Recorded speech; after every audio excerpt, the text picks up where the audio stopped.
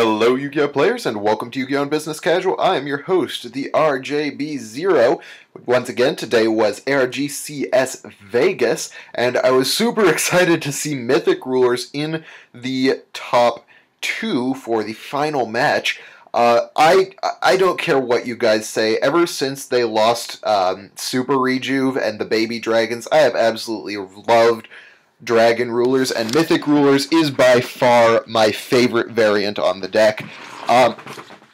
So I want to talk to you guys about this deck that made it to the final 2 of ARGCS Vegas. I'm going to do a quick run-through of the main deck, and then I will do an analysis. You can see that there are 2 cards missing. However, all of the ARG reporting that has been done so far has only had 14 cards in the extra deck and 14 cards in the side deck. I have counted over and over again. So if you guys know what those last 2 cards are, let me know, because I cannot find out what they are so far.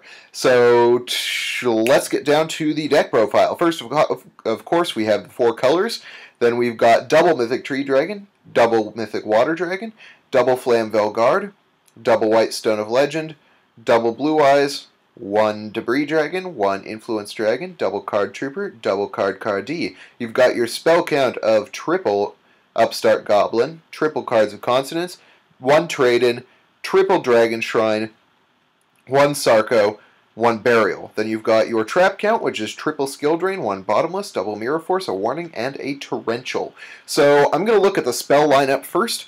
This deck wins this format because this format is based on how many deck thinning cards you can shove into one deck, and this entire deck spell card lineup, except for 1 card, which is basically a win condition, is deck thinning. Your goal in this deck is to mill through as much of your deck as possible, because it doesn't matter how many cards are in your graveyard. As long as you have cards in your graveyard, cards on the field, and cards in your hand, you can operate. And so milling through your deck, even at a loss in advantage, is potentially a game-winning strategy. So the triple Cards of Consonance and 1 Trade-In makes sense. Trade-In is basically always live just because you've got the double Blue Eyes and your double Mythic Water Dragon, both of which are searchable. But Cards of Consonance is something you want to have more often, simply because you have more cost for it, you have more fodder for it. And you're more likely to get into your hand via searching and stuff like that. And it's also nice to have that White Stone of Legend to Blue Eyes earlier on. So the triple Cards of Consonance, 1 Trade-In makes sense, especially since you just have so much deck thinning already that you don't need the second Trade-In at all. People are going to be complaining all day today about the fact that all of my deck profiles that I'm running have triple Upstart in them. You guys who are complaining just don't understand that in a deck like this, in any of the decks this format, the life point difference doesn't make a difference in perspective with having fewer cards in your deck. Upstart Goblin is just a card that gives you fewer cards to your deck, and being able to improve the chances of getting the cards you need, even by that small marginal amount, for the cost of giving your opponent 1,000 life points, it's a no-brainer, this format. So the triple Upstart Goblin makes sense. Let's look at the monster lineup for a second. One of the cards that people are finding is interesting is Influence Dragon. One of the nice things about Influence Dragon is it is a target for debris.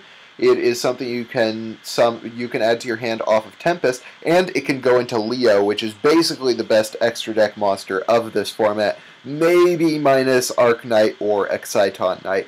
But Leo is pretty darn amazing against basically every deck this format. The only thing it loses to is like Mirror Force and Dark Hole, but that's just about it. I mean, with the exception of the Bujin matchup, which is why he didn't use it very often in that final match.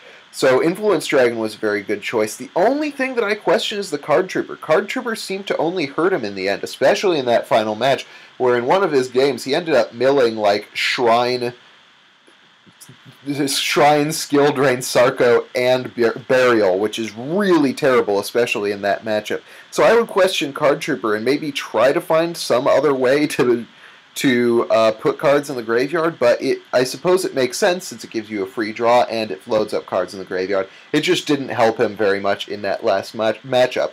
Though I suppose in a deck like this, where the majority of your spell lineup is deck-thinning stuff, you're less likely to mill into spell and trap cards than you are to mill into monsters. So that's okay, I suppose, even though it really was a problem for him in the last match. The rest of the monster lineup just it's fairly standard for a deck that looks like this. The only thing you know, that you don't see is maybe the Tect Maiden with Eyes of Blue, which, you know, he didn't need even, so that, I mean, that isn't really a factor. The real thing that really won him his games were these 5 cards right here: Gold Sarko, Burial, and Triple Skill Drain.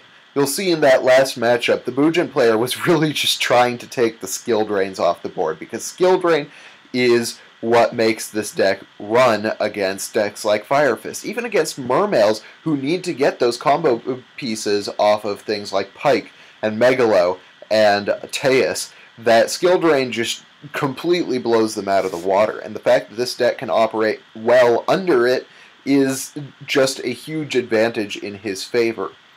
The Burial is something that a lot of Dragon Ruler players have been kind of neglecting to run. Part of the reason is because a lot of them run Steal from the Ashes, but this card helped him recover even after he got a bunch of his Dragon Rulers removed. So, I don't know, that was a really good tech choice on his part. I wish I knew what the last cards in the side deck and extra deck were, but I can tell you guys about the choices between them. The Max C was really good since he does have a lot of outs against Mermails, and if he can stop them from running through their plays with a card like Max C, then he can dominate them later on. He can retake the board because he's got Skill Drain out, and if they can't OTK him, if they don't want to try and OTK him, if you get those two combined, then you aren't really going to lose to Mermails, which we saw being the case in this particular tournament. The double full house makes sense since a large back row is a problem for this deck, and if you've got the Skill Drain and you want to go for that OTK, you can hit your Skill Drain, your opponent's tanky, and their 3-set back row, and that works. He's also got the double Malevolent Catastrophe, which is another interesting choice. Not necessarily the way I would have gone. I would have tried to have found some more versatile side deck cards, maybe put in a third MST, something like that, but really the double Malevolent Catastrophe is one of the choices that I would question. But they were talking about in the tournament, in the live coverage, that this guy was a very young player, so there was even room for him to improve off of what he had. The extra deck is fairly self-explanatory. It's got all the basic things that you need. This Colossal Fighter was huge for him against Bujins. Even though he ended up losing that game, he lost it off of a Dark Hole, because that was the only way that the Bujin player was going to get over his Colossal Fighter.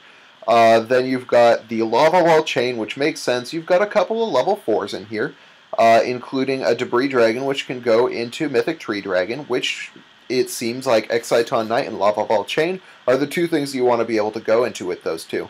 Because chances are, if you're debrising into a Mythic Tree Dragon, you probably don't have an available Dragon Ruler. So you can go into Lava Ball Chain, and there you go. You have your available Dragon Ruler. And then, of course, Exciton Knight is kind of a staple this format for any deck that he can even put level 4 monsters on the board. As far as that missing space, maybe an Abyss Dweller, maybe a second Felgren, you know, it could have gone in any number of directions. But that's basically what I have for you guys about this deck. I absolutely love it. I'm going to be running it on Dueling Network until Konami kills this deck. So I hope you guys liked this video. If you did, hit that thumbs up button. If you didn't, let me know why in the comments section below. And then, of course, subscribe for more decks, discussion, analysis, and general Yu-Gi-Oh! Shenanigans. Meanwhile, I'm your host, the RJB0. Thank you for watching Yu-Gi-Oh! On Business Casual. I will have that Evilswarm deck analysis up in a little bit. Meanwhile, I got a jet. See you guys.